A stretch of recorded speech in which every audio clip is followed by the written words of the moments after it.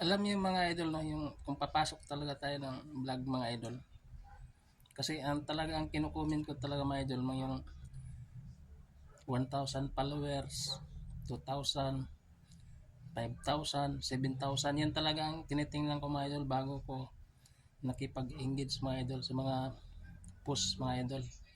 Kaya lang masama mga idol, ano, gusto nung iba pag nag-reply din sila, gusto, halimbawa papalo sila, gusto ipapalubak din agad. Yun ang mindset mga idol, dapat hindi ganun yung style ng mindset ng ganyan mga idol, no? Kasi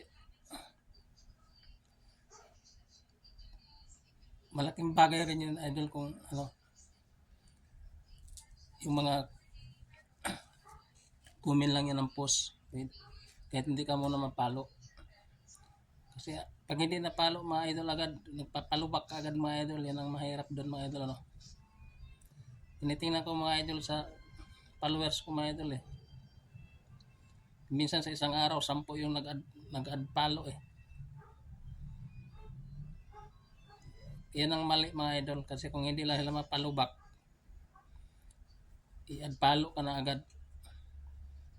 Samantala yung pagkukumin ko sa kanila na mababa pa silang mga followers, malaking bagay na rin mga idol.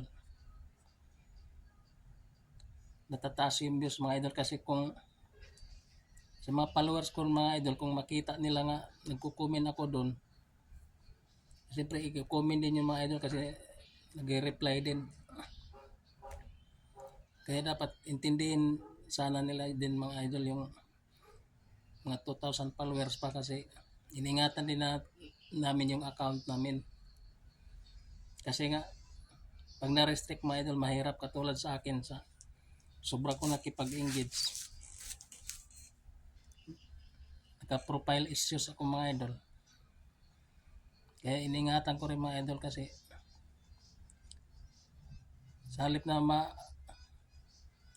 tataas yung views natin, mga earning, pababa ng pababa. Ang tagal bumalik, mga 1 buwan, mga 2 buwan pa. Kasi nangyari sa account ko mga idol, sa sobra kong pag-engage. Kaya kayong mga babang followers pa, dapat umintindi din kayo, hindi yung kayo na nga yung kinukomment ng mga video nyo, tapos pag nag-comment kayo, kung pupalo kayo, gusto niya kaagad ipapalo din kayo kaagad. Yun ang mali doon. Pag hindi kayo na palo, nag-unfollow na kayo, mali na ano yun. Kasi maganda rin yung kahit pa paano nakukomment kayo sa mga video nyo, kasi tataas din yung ano, aangat yung video ninyo, aangat din yung views nun. Yan ang totoo mga idol. Huwag kayong, ang masama yung nagko-comment kayo na sa iba na hindi kayo replyan, kasi yun ang walang engagement yun mga idol. Yan totoo. Yan lang mga idol, dapat naintindihan nyo yun mga idol, na-relate nyo yung ibig ko sabihin mga idol.